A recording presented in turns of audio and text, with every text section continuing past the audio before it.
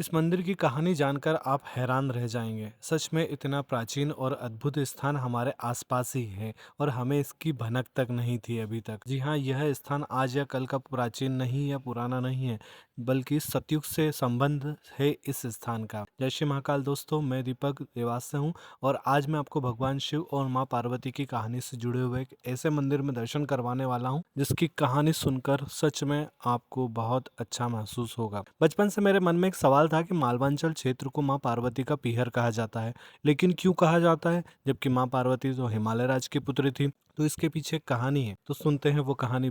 माँ सती का जब उन्होंने अपनी देह त्याग दी थी तब भगवान शिव अपनी साधना में लीन हो गए थे। तब माँ सती ने फिर से माँ पार्वती के रूप में हिमालय राज के यहाँ जन्म लिया था। पार्वती जी बचपन से ही भगवान शिव को पति के रूप में प्राप्त करना चाहती थी और उनके प्रति उनका आकर्षण हमेशा ही रहा हुआ है। नारद जी के एक समय के बाद आग्रह करने के बाद माँ पार्वती अपनी दो सखियों को लेकर हिमालय से निकल पड़ती हैं और वो मध्य भारत में आती हैं। मध्य भारत में मालवांचल क्षेत्र में जब वो आई, उन्हें एक स्थान बहुत पसंद आया। बस वहाँ की प्राकृतिक सुंदरता को देखकर माँ भगवती ने उसी स्थान पर एक झरने के किनारे रेत की छोटी सी शिवलिंग बनाई और तप करना शुरू किया। उनकी दोनों सखियां उनके साथ थी। माँ भगवती पार्वती के कठोर तप के कारण भगवान शिव का जो तप है, जो साधना थी, वो टूटी और उन्होंने माँ भगवती को वहाँ पे दर्शन दिए। माँ भगवती ने उनसे वरदान मांगा कि आप मुझे विवाह के लिए स्वीकार कीजिए और माँ भगवती के मन की कामना पूर्ण करने के कारण इस स्थान को, इस शिवलिंग को मन कामनेश्वर नाम दिया और यहीं पे भगवान शिव और माँ पार्वती हमेशा के लिए विराजित होने लगे। और तभी से माँ भगवती ने जो है इस स्थान को देखते हुए शिवलिंग को जो है ये वरदान दिया कि आज से मन कामनेश्वर मंदिर के साथ यह इलाका या क्षेत्र जो मालवांचल क्षेत्र है, ये मेरा पीहर है। यहाँ कभी भी किसी भी तरह की कोई प्राकृतिक आपदा नहीं आएगी, जैसे भूकंप है, सुनामी है, सूखा है, बाढ़ है, किसी भी तरह की कोई भी प्राकृतिक आपदा जो होती है वो मालवांचल क्षेत्र में कभी नहीं आती है। ये हम बचपन से भी सुनते आए हैं। बस यही वरदान माँ भगवती पार्वती से इस स्थान को मिला हुआ है। इस प्राचीन मंदिर में आज जब हमने दर्शन किए, सच में मन को बहुत सुकून मिला। लेकिन इसके मंदिर की कहानी आगे की ये है कि कालांतर में जब देश आज़ाद नहीं हुआ था, उससे भी पहले यहाँ पे कोई गांव नहीं था। दूर एक गांव है जिसका नाम है कुमारिया खास, जो कि लगभग पड़ता है शाजापुर जिले से 20 किलोमीटर की दूरी पर। तो एक दिन क्या हुआ, एक चरवाहा जब गाय चराने रोज आता था, तो एक नई नई जनी हुई गाय थी।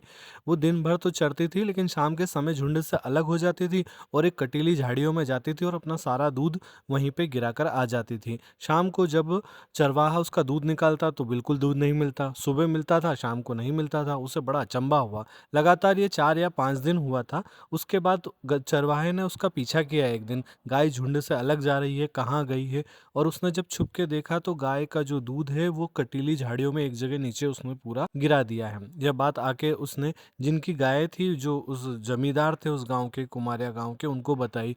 उनको भी ये बात कुछ रास नहीं आई। अगले दिन वो अपने कुछ साथियों के साथ उस गाय की इस नज़ारे को देखने के लिए बैठे। शाम होने को आई थी, गाय झुंड से अलग गई और कटीली झाड़ियों के अंदर जमींदार साहब ने और उनके साथियों ने और ग्वाले ने, सब ने देखा कि गाय ने सच में अपना सारा दूध उस स्थान पर छोड़ दिया है और गाय वापस आ चुकी थी। यह सब देखकर जमींदार साहब ने ये आदेश दिया कि इस स्थान की सफाई करी जाए और यहाँ पे खुदाई करते हैं।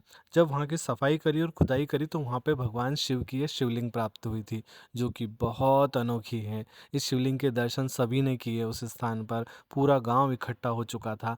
अब बारी थी तो जमींदार साहब का एक आदेश हुआ कि शिवलिंग को यहाँ से उठाकर अपने गांव में जो है इसका स्थान बनाया जाएगा, वहाँ मंदिर बनाया जाएगा। बहुत कोशिश की खोदने की, लेकिन जितना भी खोदते थे वो शिवलिंग इतनी ही दिखाई देती थी, उससे ऊपर बढ़ ही नहीं रही थी। सब परेशान हो चुके थे खोद खोद के। रात होने लगी, सब अपने घर चले गए और रात्रि में स्वप्न में जमींदार साहब को माँ भगवती पार्वती ने साक्षात दर्शन दिए थे और उन्हें बताया था कि ये शिवलिंग वहाँ से नहीं हटेगी, ये मेरे द्वारा स्थापित है और ये मन कामनेश्वर है। यहाँ जो भी पूजा अर्चना करेगा उसके मन की सारी कामनाएं पूर्ण होगी। भगवान शिव और माँ पार्वती यहाँ हमेशा हमेशा के लिए निवास करते हैं। इतना स्वप्न में देखते ही अगले दिन जमींदार साहब ने सारे गांव को ये बात सुनाई और यहीं पर इसी स्थान पर भगवान शिव का एक भव्य मंदिर बनाया, जो मंदिर आज भी आपको देखने के लिए मिलेगा।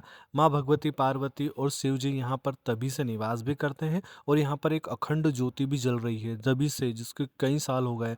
अखंड रामायण का भी पाठ यहाँ पे किया जाता है। आप शिवलिंग के दर्शन कर सकते हैं। ये बहुत छोटी है। मैंने भी जब दर्शन करने की लालसा इसकी ज़ाहिर हुई तो मुझे भी कुछ फूल हटाने पड़े।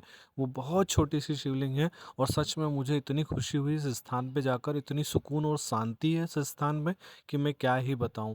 बहुत चैतन्य स्थान। यह पूरी कहानी वहाँ पर एक बड़े से बोर्ड पर लिखी हुई थी। जब मैंने मंदिर से बाहर आकर ये कहानी पढ़ी ना, मेरे मन में फिर से दर्शन करने की लालसा जगी और मैंने फिर से जाकर माँ भगवती और शिव के दर्शन किए।